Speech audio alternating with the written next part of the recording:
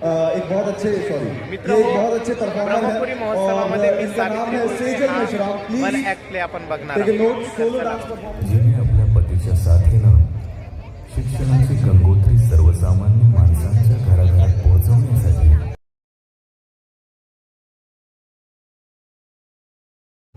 तुमचं आमचं आयुष्य सफल आणि सुफल होण्यासाठी जी अखंड चंदनासारखी झिजली कोण होती ती माऊली, कोण होती ती जी लखलखणाऱ्या तेजाची सत्यशोधक क्रांती ज्योती म्हणून आजही ओळखली जाते. ओळखलत मला? हो, मी सावित्री बोलते. सावित्री ज्योतिबा फुले. या लेकींना मी शिक्षणाचे लढे दिले. अस्पृश्य लोक निघाले आणि तिथे त्यांना एक ब्रिटिश अधिकाऱ्याची पत्नी भेटली. ती म्हणाली त्यांना, mister Jyotiba, if you have to educate the whole society, then you have to begin the education first from women. If a woman is educated, she can educate her family. And if a family is educated, then whole society will be educated. ज्योतिबांना लक्षात आलं, हो, या समाजाला जर शिक्षण करायचं असेल तर आधी स्त्रीला शिक्षण द्यावं लागेल. त्या दिवशी ज्योतिबा पाटी आणि लेखन घेऊन घरी आले आणि मला म्हणतात, कसे जाऊ इकडे या. मी ज्योतिबांकडे आले. शेठजीला म्हणाले, काय काय झालं? ज्योतिबा म्हणाले, सावित्री, आजपासून आम्हाला तुमच्या शिक्षणाची सुरुवात करायची आहे. तुम्हाला शिकलंच पाहिजे. मी म्हटलं, मी आणि शिक्षण? नको बाबा नको. अहो शेठजी, असं म्हणतात, जी स्त्री शिकली तिच्या अन्नात किडे पडतात, ती वांजटी होते, ती विधवा होते, तिच्या 7 पिढ्या नरकात जातात. नको बाई, मला नाही शिकायचं. ज्योतिबांनी ठाम निश्चय केला होता. मी म्हणाले, शेठजी, बाई माणसाचं काय, आपलं घर बरं, घरातली चूल बरी, चुलीत इकडं बरे, फुंकणारी आपली फुंकणी बरी आणि फुंकणार आपला हा जीव बरं. पण प्रवाहाच्या विरुद्ध दिशेने तेच होऊ शकतात ज्यांचे निर्धार ठाम असतात आणि ज्योतिबाचे निर्धार ठाम होते. त्याने स्त्री शिक्षणाची क्रांती घडून आणायचंच ठरवलं आणि अशा पद्धतीने 1840 साली आमच्या शिक्षणाचा श्री गणेशा झाला. आम्ही शिकायला लागलो. ही साऊ आज सावित्री बाई झाली, शिकायला लागली, विचार करायला लागली. माझा आनंद माझ्या मनात मावत नव्हता. पुढे 1846 साली आम्ही नॉर्मल स्कूलची परीक्षा पास झालो आणि या भारतातली पहिली शिक्षिका, पहिली मुख्याध्यापिका होण्याचा आम्हाला मान मिळाला. मग आम्ही ठरवलं, या स्त्री शिक्षणाची सुरुवात आपल्याला शाळा काढून करावी लागेल. 1 जानेवारी 1848 साली पुण्या येथे भिडेवाड्यात आम्ही मुलींची पहिली शाळा उघडली. पण त्या काळात स्त्रीने शिक्षण घेणे म्हणजे पाप. तेव्हा घरोघरी जाऊन लोकांना विनवण्या करायला लागलो, बाबा न मुलींना पाठव. तसं करता करता एक करता आम्ही 18 शाळांची स्थापना केली. शाळा फक्त मुलींसाठीच नाही तर अस्पृश्य समाजातील काढल्या. तिथे आम्ही बाल संगोपन वर्ग काढले, बाल विवाहावर बंदी आणली, केश वपन बंद केलं, नाव्यांचा खूप मोठा संप घडून आणला, पुनर्विवाहाची सुरुवात केली.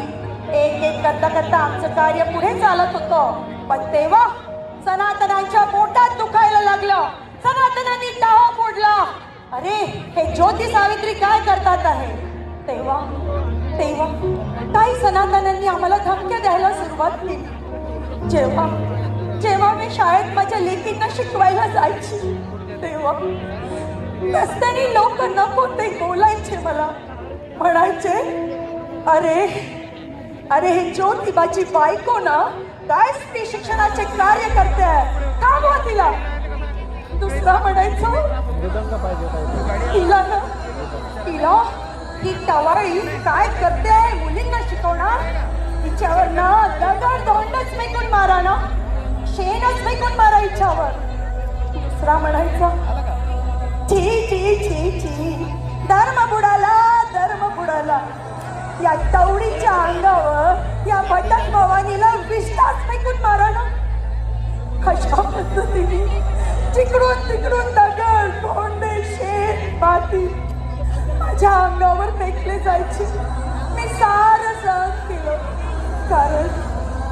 माझ्या लेकींना शिक्षित करायचं होतं. म्हणून शाळेत जाताना मी माझं एक नऊवारी सोबत घेऊन जायची की शाळेत गेल्यानंतर माझं हे नऊवारी बदलून मी माझ्या लेकींना शिकवणार.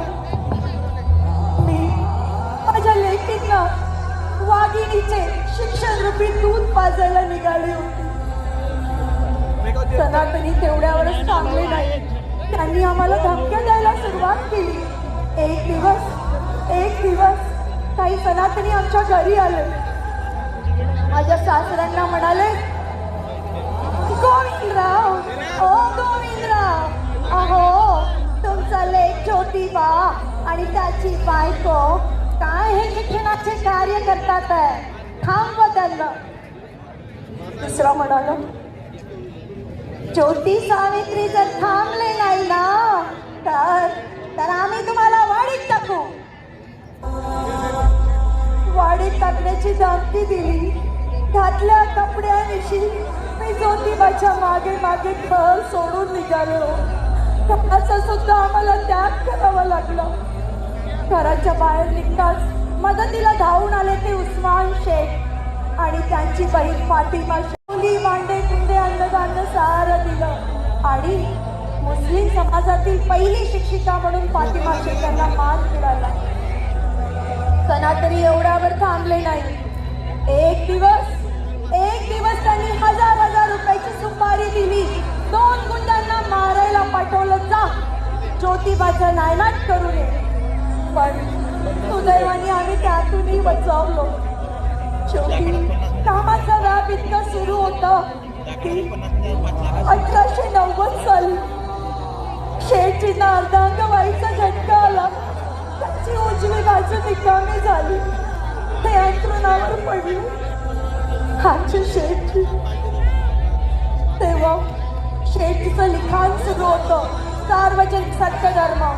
ते सार्वजनिक सत्यधर्म त्यांनी उजव्या हाताने लिहिता येत नसल्याने त्यांच्या डाव्या हाताने लिहिलं, कारण या समाजाला त्यांना जागृत करायचं होतं. गुलामगिरी, शेतकऱ्याचा आसूड, सार्वजनिक सत्यधर्म असं सगळं लिखाण तुमच्यासाठी सोडून गेले. एक दिवस शेठ अंतराळावर पडले होते. मी त्यांच्या बाजूला बसले होते. तो दिवस होता 28 नोव्हेंबर 1890. 28 नोव्हेंबर. अचानक माझे शेठजी बोलायचे थांबले. शेठजी, शेठजी, शेठजी.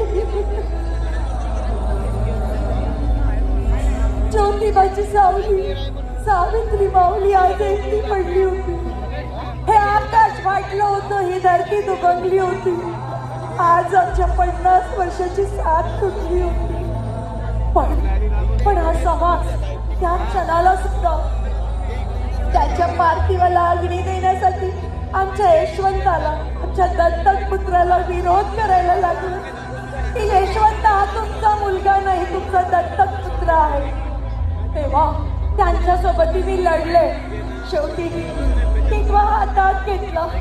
हे बाळ यशवंत ये. यशवंताला घेऊन टिकवा घेऊन हजारो लोकांच्या जनसमुदायात अंत्ययात्रा निघाली. या माझ्या हाताने मी माझ्या ज्योतिबाला अग्नी दिली. वाटलं आज क्रांती सूर्य निमावले आहे, आज ते माझ्या सोबत नाही. आता मी काय करायचं? पण पुन्हा विचार आला, क्रांती सूर्य नाही पण त्यांनी लावलेली ही ज्योत आहे, त्यांनी दिलेला मार्ग आहे, विचार आहे. मी पुन्हा ठाम झाले. माझा पदर पोचला. साऱ्या सत्यशोधक समाजातल्या कार्यकर्त्यांना बोलवून घेतलं आणि माझ्या पुढच्या कार्याची 1897ला पुणे येथे प्लेगची खूप मोठी साथ आली. त्या प्लेगच्या साथीत हजारो लोक काकेत गाठी येऊ पटापट मरायला लागली होती. जिकडे तिकडे प्रेत पडलेले होते. कोणी कोणाला हात लावायला तयार नव्हते, कोणी कोणाला अग्नी द्यायला तयार नव्हते. बाबांनो, तुमच्या पण काळात आलेली हा करोना कोविडची साथ, ती साथ आमच्या काळात तो संसर्गजन्य रोग होता. मी सत्यशोधक समाजातील लोकांना बोलवून घेतलं मदतीला. तिकडे यशवंताला निरोप धाडला, बेटा तू तुझा पूर्ण औषधीचा साठा घेऊन उपचार करण्यासाठी गेली. घरोघरी जाऊन लोकांची सेवा करायला लागलो, त्यांना दवाखान्यात आणून उपचार करायला लागलो. जितक्या लोकांना वाचवतोय ते आम्ही वाचवलो, पण शेवटी अंततः प्रत्येकाचंच होणार. एक दिवशी मला एक मुलगा पडलेला दिसला. मी त्याला हात लावणार असते, एक बाई म्हणाली, सावित्री माऊली याला हात नको लावू ग, याला प्लेग झालं. मी म्हटलं या बाळाला प्लेग झाला? नाही, मी कशाची तमा बाळगली नाही. त्या बाळाला खांद्यावर घेतलं, धावत माझ्या यशवंताकडे आणलं आणि यशवंताला म्हटलं, रे बघ रे, या बाळाला प्लेग झालाय बघ. माझा यशवंत माझ्याकडे बघून रडत होता. आई मी काय करू ग, आई मी काय करू? मी साऱ्यांवर उपचार केला, सर्वांचे जीव वाचवले ग. माझ्याकडे एकच शेवटचं इंजेक्शन राहिलंय ग आई. मी तुझ्यासाठी ठेवलंय, मला तू हवी आहे. तू या लोकांची जी सेवा करते मला माहिती आहे. तुला पण एक दिवस प्लेग होईल, मला तुला वाचवायचंय.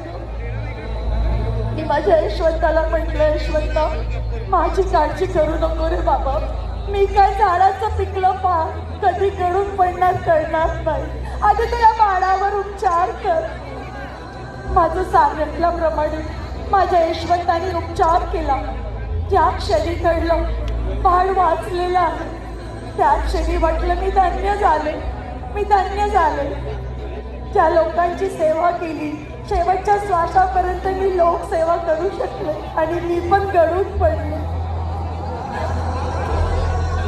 मलाही प्लेगने कधी ग्रास्त केलं माझं मलाच कळलं नाही. यशवंता रडू नको रे बाबा, रडू नको. मला शेवटचं माझ्या या लेकींना बघू दे ज्यांना मी घडवलंय. यशवंता बघ, माझ्या शेठजी मला बोलवतात, म्हणतात सावित्री तू पण ये, तू